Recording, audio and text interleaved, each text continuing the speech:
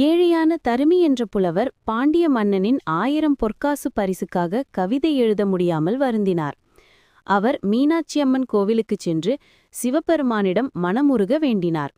பக்தனுக்கு அருள சிவனே ஒரு புலவர் வேடத்தில் வந்து பொற்றாமரை குளக்கரையில் மன்னனின் சவாலுக்குரிய கவிதையை ஒரு ஓலையில் எழுதி தருமியிடம் கொடுத்தார். தருமி அந்த கவிதையை அரசவையில் சமர்ப்பிக்க அங்கே இருந்த பெரும் புலவரான நக்கீரர் எழுந்து, இப்பாடலில் பிழை உள்ளது, எனவே பரிசு தரக்கூடாது என்று மறுத்தார்.